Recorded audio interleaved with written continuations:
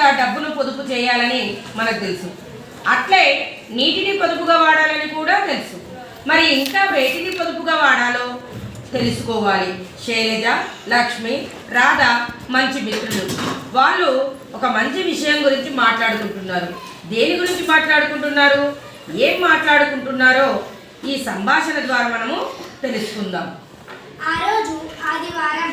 శైలజ హడావిడిగా అన్నం తిని ఆటలకు బయలుదేరింది. తొవ్వలో ఆమె చూపు గోడపై అతికించిన పెద్ద కాగితంపై పడింది. ఏమిటిది అనుకొని ఆసక్తిగా ఆ కాగితం వైపు అట్లా అట్లా గుడ్లప్పగించి చూస్తున్నది. అన్నది లక్ష్మి. దానికి శైలజ, గోడ మీద అతికించిన ఈ పెద్ద కాగితంలో ఏమున్నది చూస్తున్నా అన్నది. అందరూ కలిసి గోడ దగ్గరకు వెళ్ళి ఆ కాగితాన్ని చదివారు. అందులో ఈ విధంగా ఉన్నది. ఒక్క నిమిషం ఆలోచించండి. విద్యుత్ వినియోగదారులకు విజ్ఞప్తి. విద్యుత్ విలువ మీకు తెలుసు. దాన్ని ఎంత పొదుపుగా వాడుకుంటే అంత మంచిది. లేకపోతే భవిష్యత్తు అంధకారంగా మారుతుంది.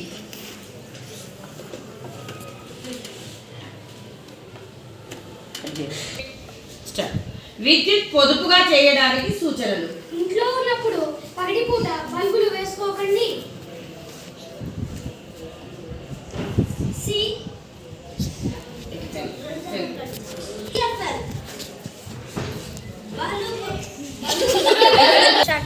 సిఎఫ్ఎల్ బల్బులు మాత్రమే వాడండి.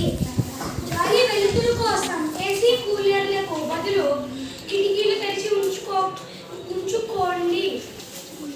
ఇంటి నుండి బయటకు వెళ్తున్నప్పుడు విద్యుత్ను నిలిపివేయండి. మాటిమాటికి ఫ్రిడ్జ్ను తెరవవద్దు.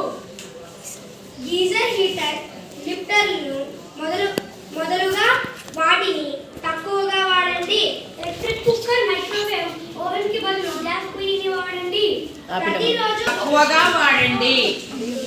ఎలక్ట్రిక్ కుక్కర్, మైక్రోవేవ్ ఓవెన్ కి బదులు గ్యాస్ పొయ్యిని వాడండి. ప్రతిరోజు కాకుండా కొన్ని రోజులకు అవసరమైన ఆహార పదార్థాలు, దినుసులను రుబ్బి పెట్టుకోండి. ఓకేనా?